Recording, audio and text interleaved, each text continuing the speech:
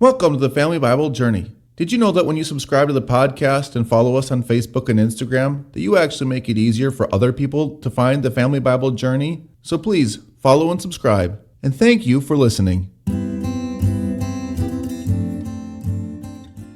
This is episode 248, season 1 of the Family Bible Journey Old Testament podcast. Today we're looking at 2 Chronicles chapter 34. The title of today's podcast is Josiah, the Zealot. And our key verses for today are chapter 34, verses 1 to 7, and verses 15 to 21, where we read. Josiah was 8 years old when he began to reign, and he reigned 31 years in Jerusalem. And he did what was right in the eyes of the Lord, and walked in the ways of David his father. And he did not turn aside to the right hand or to the left. For in the 8th year of his reign, while he was yet a boy, he began to seek the God of David his father. And in the 12th year he began to purge Judah in Jerusalem of the high places, the Asherim and the carved and metal images. And they chopped down the altars of the Baals in his presence, and he cut down the incense altars that stood above them. And he broke in pieces the Asherim and the carved and metal images, and he made dust of them, and scattered them over the graves of those who had sacrificed to them. He also burned the bones of the priests on their altars, and cleansed Judah and Jerusalem. And in the cities of Manasseh, Ephraim, and Simeon, and as far as Naphtali, in their ruins all around, he broke down the altars and beat the Asherim and the images into powder, and cut down the incense altars throughout all the land of Israel. Then he returned to Jerusalem. Beginning in verse 15. Then Hilkiah answered and said to Shaphan the secretary, I have found the book of the law in the house of the Lord. And Hilkiah gave the book to Shaphan, and Shaphan brought the book to the king, and further reported to the king, all that was commanded to your servants they are doing. They have emptied out the money that was found in the house of the Lord, and have given it into the hand of the overseers and the workmen. Then Shaphan the secretary told the king, Hilkiah the priest has given me a book. And Shaphan read it, and Shaphan read from it before the king. And when the king heard the words of the law, he tore his clothes. And the king commanded Hilkiah, Ahikam, the son of Shaphan, Abdon, the son of Micah, Shaphan the secretary, and Asaiah the king's servant, saying, Go, inquire of the Lord for me and for those who are left in Israel and in Judah, concerning the words of the book that has been found. For great is the wrath of the Lord that is being poured out on us, because our fathers have not kept the word of the Lord, to do according to all that is written in the book. This is the word of the Lord.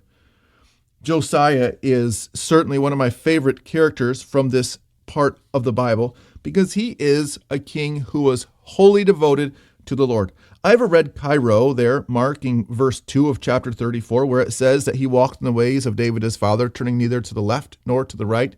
Because Josiah, not only was he devoted to the Lord, but he also was an enemy of all of the false gods that Israel and Judah were so prone to worship and to choose over that one true God.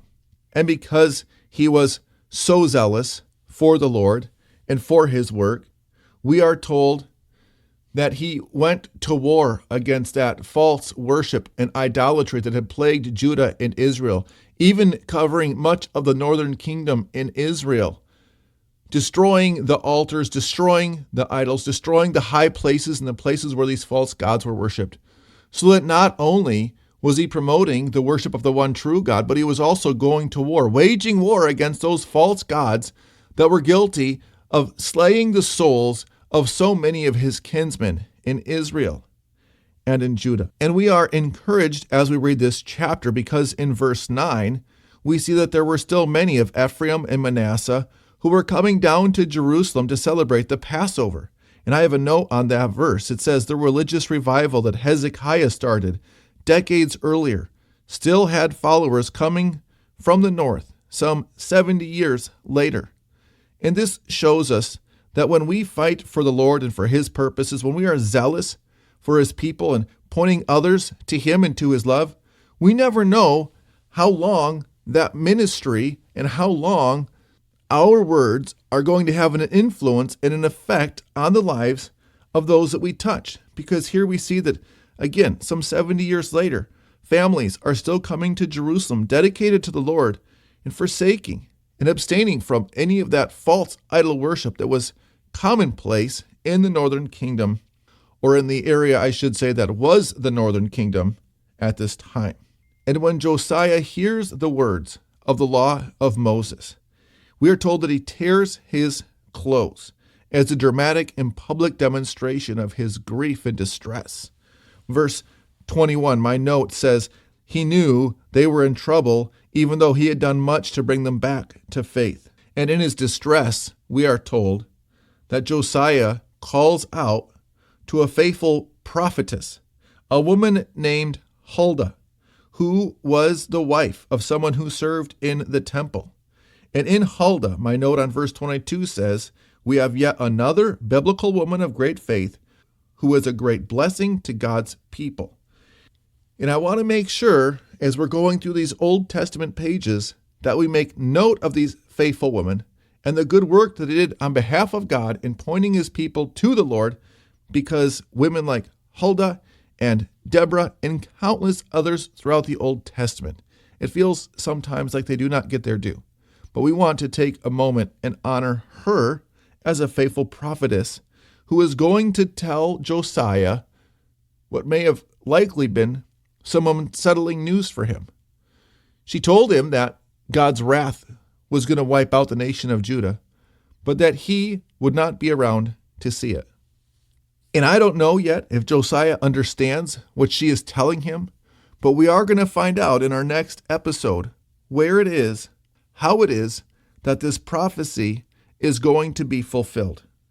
Because God is going to keep his promise for Josiah, but probably not in the way that Josiah may have imagined God would keep his promise to him, which is something that many of us people of faith wrestle with and struggle with as God decides to take care of us in the time, in the ways, and in the methods that he knows are best.